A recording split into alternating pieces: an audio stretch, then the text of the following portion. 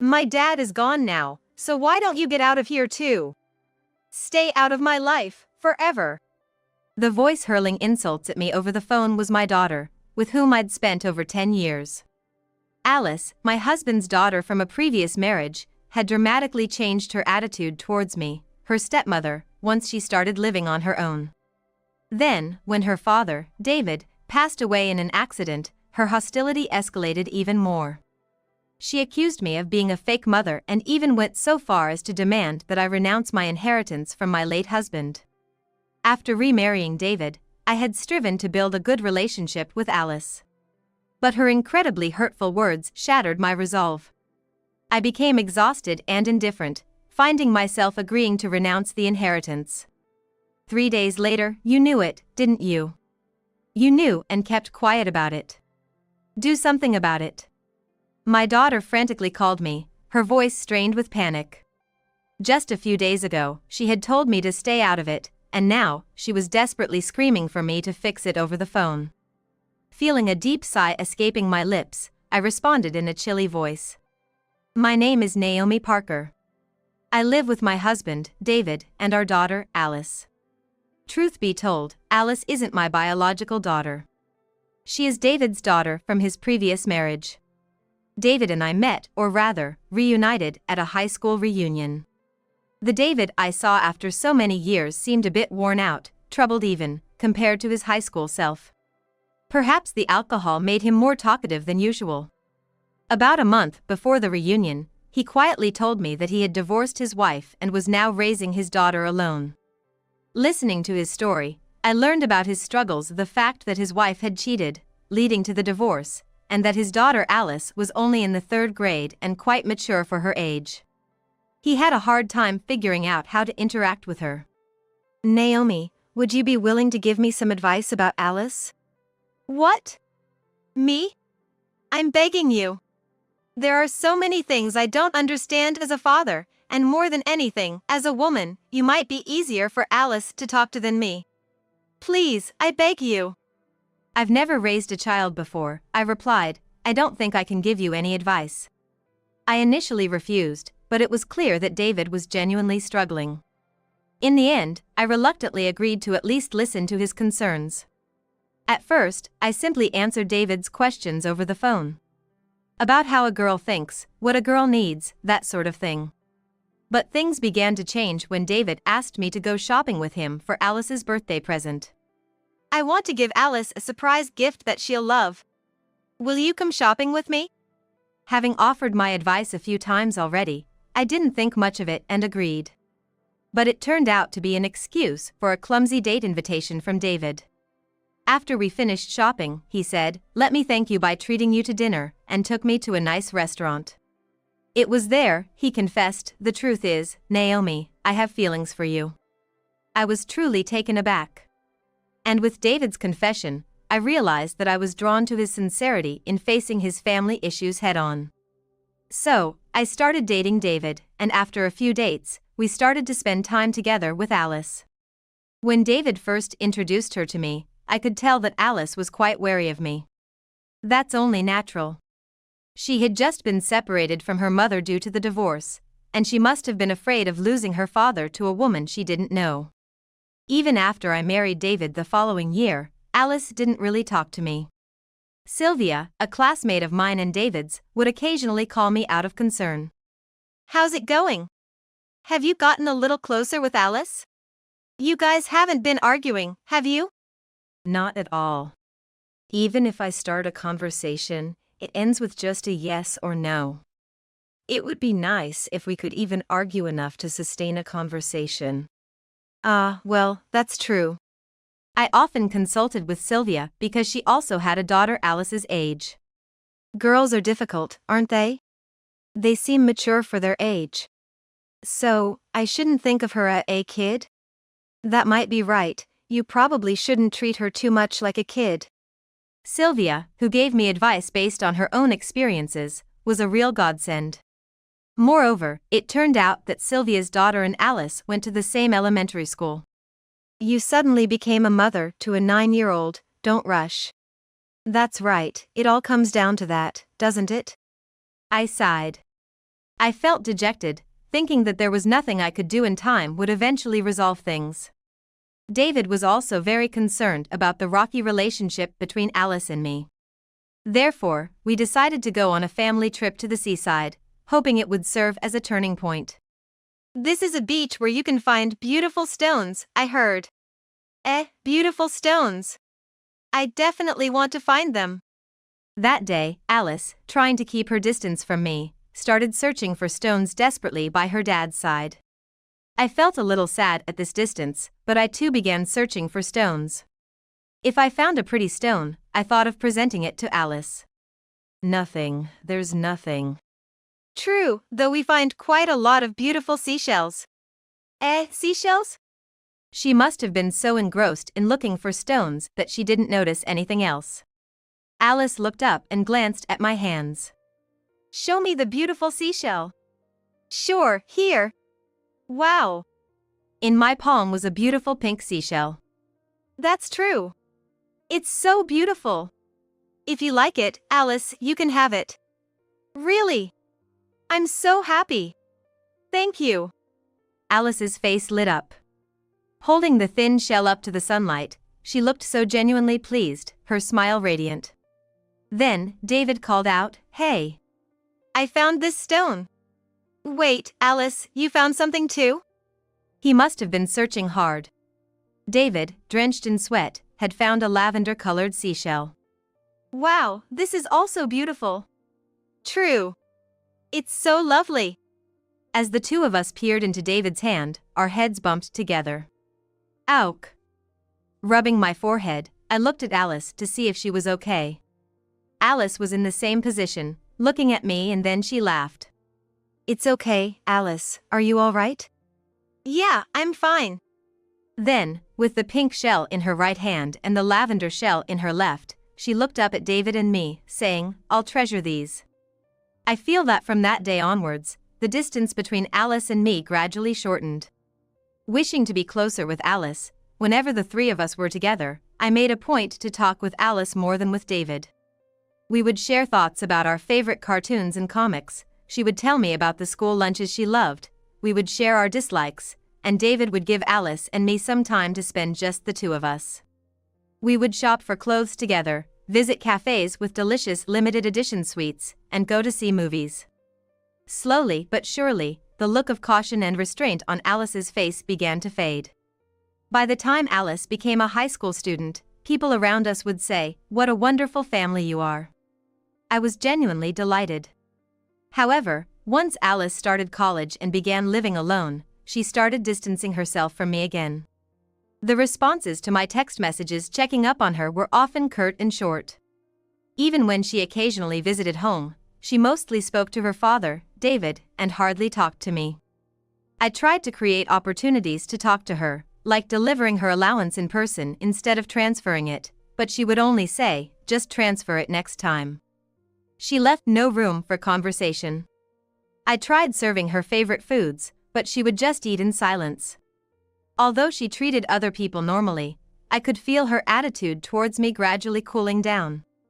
David noticed it too, and we would discuss whether it might be her time of growing apart from parents. But even though her attitude towards her father did not change, it did not seem convincing as the reason why she was only cold to me. The joy of my daughter's return home gradually began to feel burdensome. Then, an incident occurred during the summer vacation of Alice's junior year in college. David suddenly passed away due to a work accident. Receiving the call from his company, Alice and I rushed to the hospital, but David was already lying on the bed, a white cloth covering his face. The sudden farewell, the sadness of not being able to spend his last moments together. Various emotions welled up, and both Alice and I could not stop our tears. But I had to proceed with my husband's funeral. As we struggled to keep pace with our emotions, I moved forward with the funeral arrangements, and the day arrived. Alice couldn't even stand up to speak, she simply continued crying beside her father's casket. Wanting to comfort her, I softly approached and reached out to touch her shoulder. That's when it happened. "Don't touch me!" Alice violently brushed off my hand. Then, glaring at me, she vanished into another room. It was shocking. The loss of my husband was shocking enough, but on top of that, the strong rejection from my daughter struck my heart hard.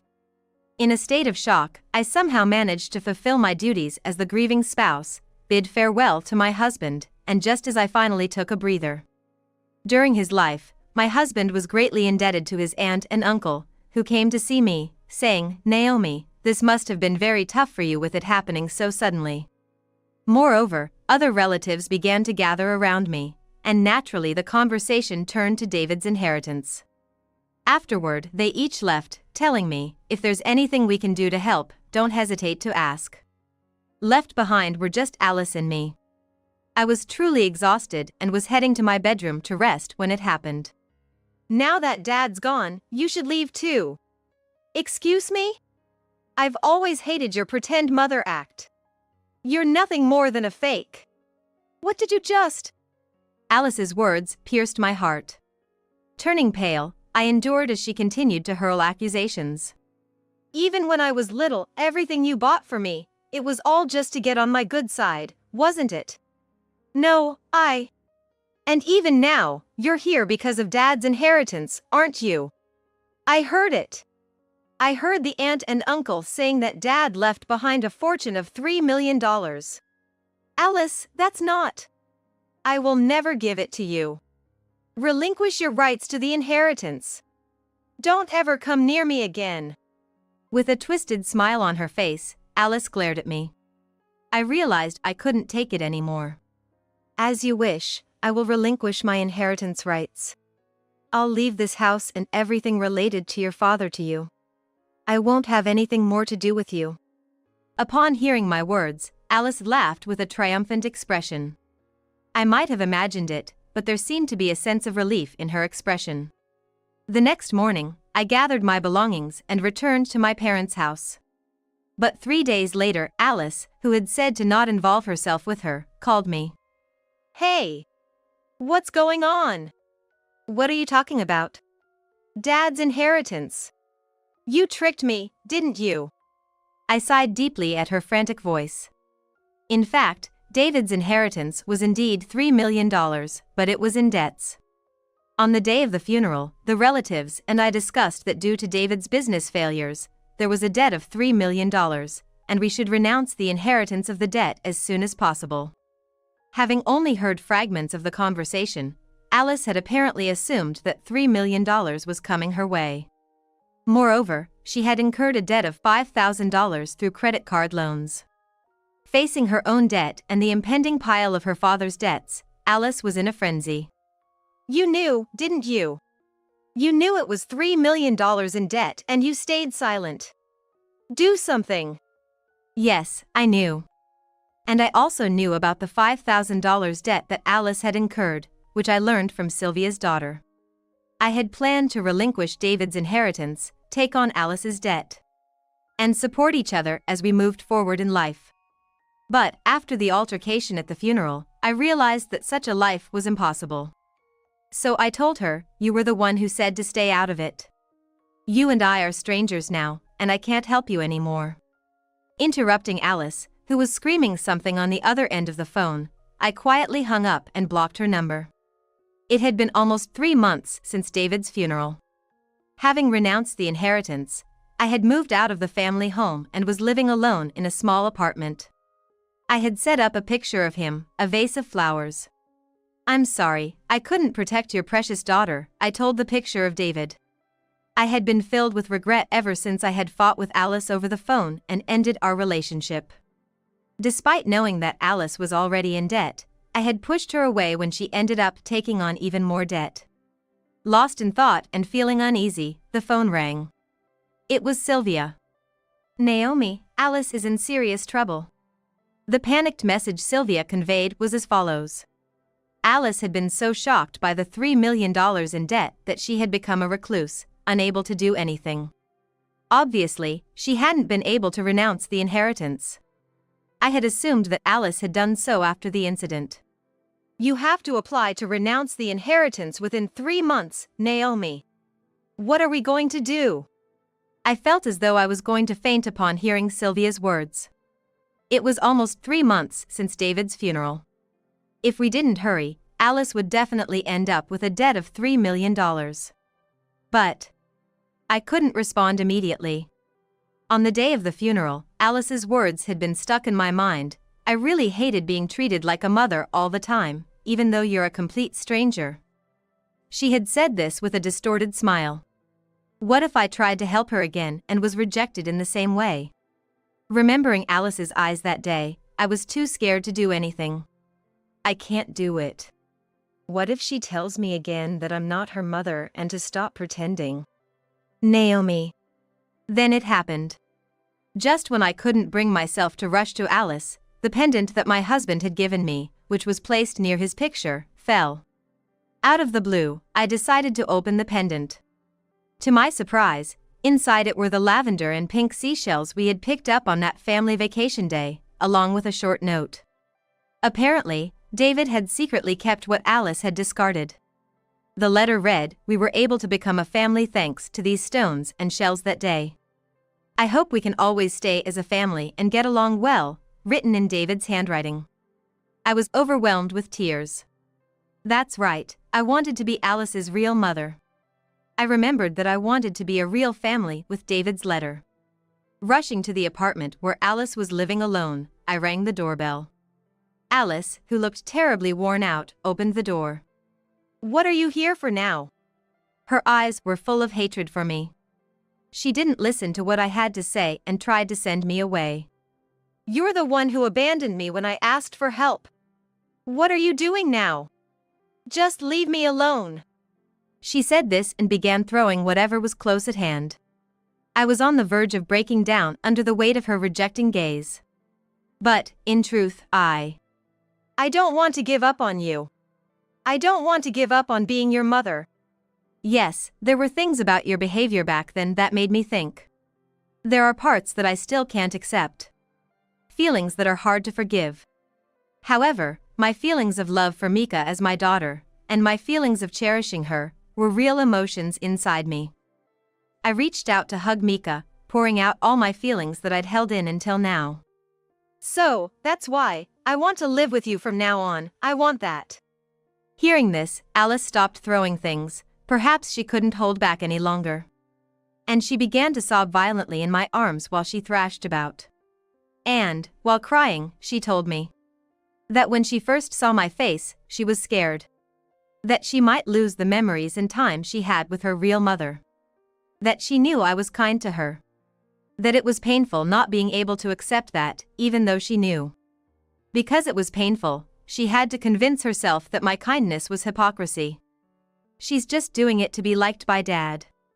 The arm of Alice, who until then had been pushing away from me, I felt wrap around my back. We cried out loud as we hugged each other. The next day, we rushed to see the lawyer. The lawyer who had informed Alice about her father's debt. The lawyer told us he had been waiting for Alice's request to disclaim the inheritance. And he immediately started on the necessary procedures. In the end, Alice's disclaimer of inheritance was just in time. It was fortunate that Alice had received an explanation about David's remaining debt from the lawyer 3 days after the funeral. I turned pale when I heard that the application deadline for the disclaimer of inheritance is 3 months, but the start date of that deadline is not the day David passed away, but the day Alice properly learned about the debt. Thanks to the difference of those few days, we were somehow able to prepare the application in time. I am truly grateful to the lawyer for responding to our sudden request. As for Alice, she seemed relieved that the process of disclaiming the inheritance had gone smoothly, preventing a situation where she would have to take on a large debt, and she was in bed for a few days. After she was able to get up, she seemed to be overly cautious around me. It was Sylvia who told me that Alice seemed to deeply regret her attitude towards me on the day of the funeral. "It seems she said to my daughter, she wants to apologize but it's awkward and she can't start the conversation." That makes sense. "Hey, Naomi.